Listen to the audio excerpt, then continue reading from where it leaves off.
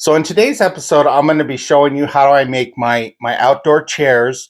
We'll be doing a skull set, which has a male and a female skull head. They're shaped a little differently. You'll be able to tell the difference. You'll need three 1x6x8s and three 2x4x8s. So with that said, let's get dirty. All right, so let's get started just talking about the pieces here. So this pile right here of 2x4s, these are going to be the legs of the chair. So you can see I kind of have an angle cut here. Now I took a measurement and it is 4 1/8 inch down and 1 3/4 inch wide, and that's the angle. So what I made here, it's pretty rudimentary, but it's a table saw slide, and you can. I just put my 2x4 on there and just slide it through, and it actually makes the cut. That'll cut a lot of time out of doing each one of those by hand. All right, so next we have the two armrests, and I made a stencil for these so I can cut each one. And when I do the stencil, I can just put it on the back of one, flip the stencil over, and then I can cut the other side. So it makes it pretty easy. But these are 27-inch 1x6 and just stenciled out for the armrests on the chair.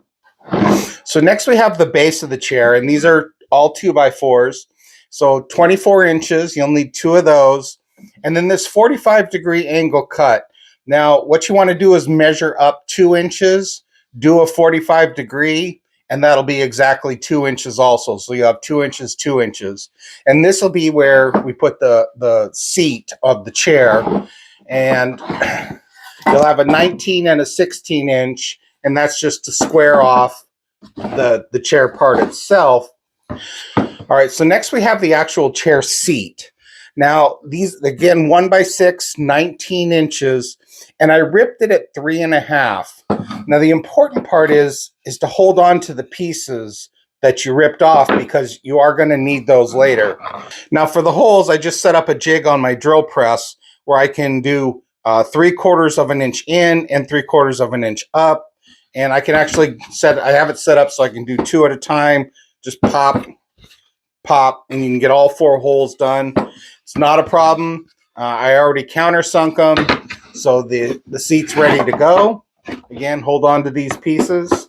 Now I also have a stencil to make these bows, and the bow is just kind of like on the female version. If they want a bow on it, they can pick their color, and I'll just attach a colored bow onto the female version. So now when it comes to making the head of the chair, again, this is a stencil, and I just attach it to the back of a blank, and I'll show you a blank here in a second, or what I call a blank. So I can just attach it, use a router, and just cut all of this out, not a problem. Do 1/2-inch holes on these here, and it just slips right over the top of the flush trim router bit, and you can cut all of this. It's not a problem. Pretty easy to do. Now I have a video out there on how to make these stencils. It's actually pretty easy to do. I just use the Microsoft Publisher program. Just check out that video if you want to learn how I make my stencils. So this is what I call a blank, and it's just 5 1x6s all glued together. And again, I just put the stencil right on top of this and just go to town. And when it's all said and done, you'll end up with this. This is the back of the chair, all cut out through the flush trim router bit. And then I just did the round over with a handheld router just to smooth out all the sharp edges. And again, it's really easy. All right, so the best place to start is with the chair base. So we're going to take the two 24-inch 2x4s and the 19-inch 2x4, and we're going to use these 90-degree clamps and just clamp it all together, and then put some 3-inch screws here in the back. All right, so we got our clamps on, so now we're just going to put 2 3-inch screws right on in there. All right, we got the back brace on. Now we need to put the cross brace in. And for the cross brace, we're going to measure up 18 inches from the inside and just make a mark. Do the same on the, we'll do the same on the other side. So now we're going to line up the cross brace to the back of the 18-inch mark that we made. So our 18-inch mark is here, and you can see we're on the back side of it. We're going to put these 90-degree clamps on, and then we're going to put a couple screws in for these too. Okay, so when you're done, you should have something that looks like this.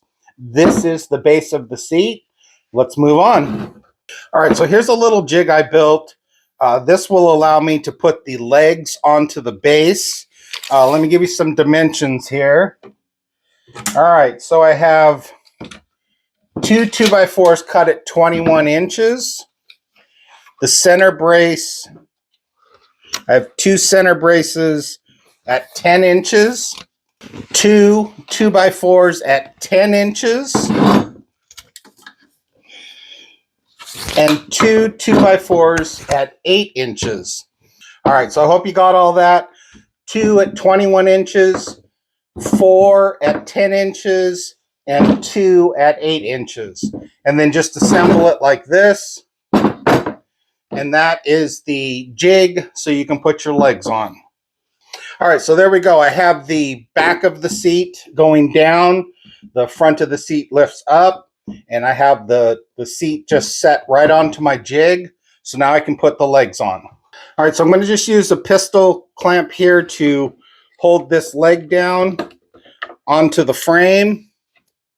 Now when I'm putting my leg on, I line up the leg to the jig that I built. So that actually is my actual dimensions. Okay, now gluing is optional. Again, I use 3 screws. I'll put 2 on the top and 1 at the bottom. All right, I'm going to throw this front leg on. Again, I'm going to line it up to my jig, and then I'll turn it around and show you what I've done. Okay, I got it turned around so you can see what I've done. So I did 2 on top, 2 screws on top, 3 inches, 1 on the bottom. Same with this, 2, and then 1. You see, I kind of had to work around this knot here. So I'm going to go ahead and throw the other side of the legs on and be right back. Okay, so you can see I put the other back leg on. Now, when I put the other front leg on, I actually remove it from the jig.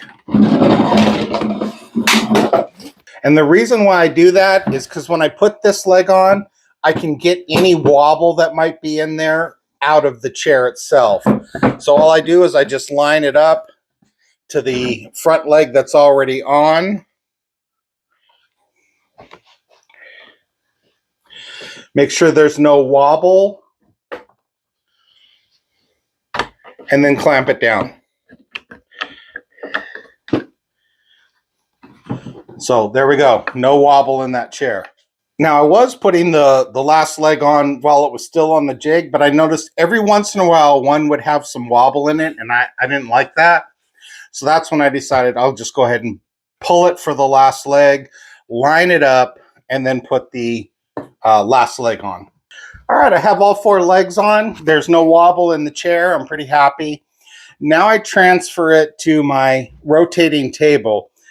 And what that is just an old office chair. I just removed the chair. I think the hydraulic broke on this one, and that's fine because it's right where I need it to be. But I removed the chair, and then I built a table so I can rotate this as needed, and it's also on wheels. So if you have an old office chair that's broken, just take the chair off and put a table on it. All right, so now I can start putting the seat base on. What I want to do is I want to line up the first seat right at the tip of this angle right here, and then clamp it down. Now I'm going to use some 1 1/4 inch screws to put this on. Now we're ready to put the rest of the pieces of the seat on. For that, we're going to need a 1/4 inch spacer cut at 19 inches. Now, if you have some 1/4 inch stock that you can do that, that's fine. If not, next time you go to Home Depot, buy a pack of those 5-gallon paint sticks because they are exactly 1/4 inch. So let's get the seat on. So we're going to put our spacer in.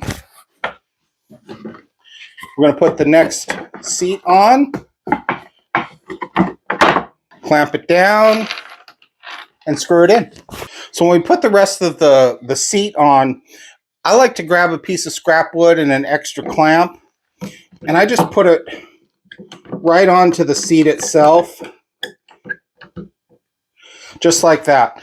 Now the reason why I do that is because I can use the legs to perfectly level out or straighten out these two seat bottoms, but back here, not so much.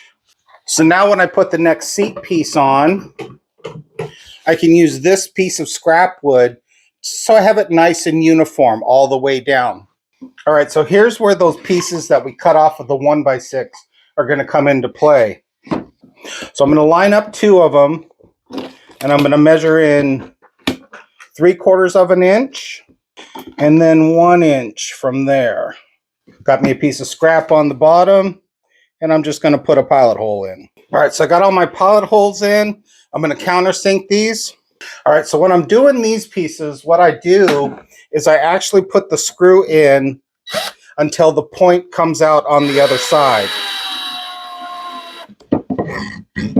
So now the reason why I do that is because I don't have a clamp that I could put at an angle like that.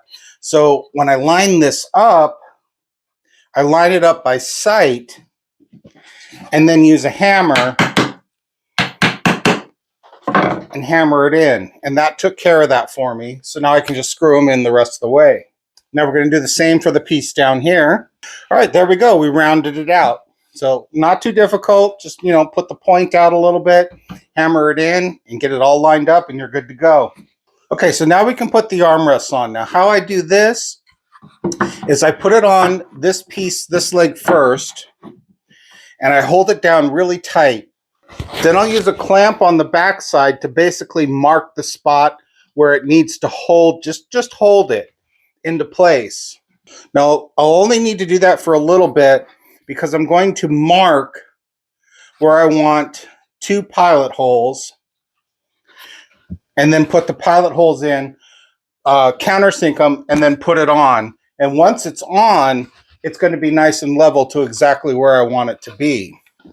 Now, when I put this on, I'm going to be using 2.5-inch screws. I'm going to do the same thing that I did with the front part here. I'm going to drill these in just till the point sticks out, so that way I can basically hammer it in and then drill them in the rest of the way. Okay, so I got one armrest partially on. There's more work that needs to be done to that, but I'm going to go ahead and put the second one on now. Don't put the armrests on before you put your seat down, because you're going to learn that you're going to be fighting the armrest to get to your screws. So do your seat first, then the armrests. Keep that in mind. Okay, we got the armrest partially on. Now we're going to need some more of those pieces that we cut from the seat bottom. All right, when I'm making my marks on these, I come in 1 inch from the end, and I just kind of do 2 pilot holes, just kind of by sight. You're welcome to measure it out. I'm roughly about, 1/2 inch on both sides. So if you want to measure it out, come in 1 inch and 1/2 inch down on both sides. So now that I have my marks, I'll put the pilot holes in. So let me just say, having multiple drills is a godsend. I would have to switch out these bits every time I switched. Like I'd have to countersink, take the bit off, put on the T25, so on and so on. Get multiple drills if you can. All right, so this piece is going to be for the armrest. So we're just going to kind of center it up and put a clamp on. And then we'll do the same for the backside. Now, when you're doing the backside, you don't want to push. You just kind of want to make sure it's sitting flush and then clamp it down. Okay, now I'm going to use some 1 5/8 to put this piece on. So there we go. We're moving right along. Now, again, by sight, I'm going to do 2 pilot holes on the back, and then I'm going to line up the front, and I'm going to do 1 in the front. I want these screws to go into this piece that we just put on. Don't forget to countersink and put your screws in. All right, so that side's done. Now we just need to rinse and repeat for this side, and then we'll get the skull head on. So our next step, we're going to put the skull head on. We're going to use the help of some clamps. So now that we have it clamped down, we're just going to do a couple pilot holes. And of course, there would be a knot right where we want to go. Grab a couple 1 5/8. All right, once you have those 2 screws in, 1 on each side, we can remove the clamps because those will hold it in place for us. Okay, so next we have to add the back supports for the skull itself. Now, the way I did this is, you can see I already got some angles cut, is I just made a mark right at the base of where the leg is against the back of the skull head, and then cut that angle on my miter saw. Now that angle is going to change on the female one, so that's why it's better just to do some marks and then cut each one separately. All right, now I can use a clamp. I'm going to go through the nose hole here, and I'm just going to clamp it right to the skull head. All right, so now that I have it right where I want it to be, again, by sight, I'm going to put a pilot hole in. Now I'm going to secure that with a 3-inch screw. I'm going to do the same for the other side. Okay, so I want to add one more back support. Again, 19-inch 2x4. And again, by sight, I'm going to go ahead and do a pilot hole and then put a screw in after I countersink. Now for this, I'm going to be using a framing square. And I'm just going to, again, line it up kind of by sight. And then just draw. I'll put one there. I'll put one there. And I'll put one right there. Okay, and I'm going to do the same thing for the top part. Now when I do this, I'm kind of lining up these holes that I've made with these holes that I'm going to make. All right, so I've got 1, 2, 3. I got one here, one here.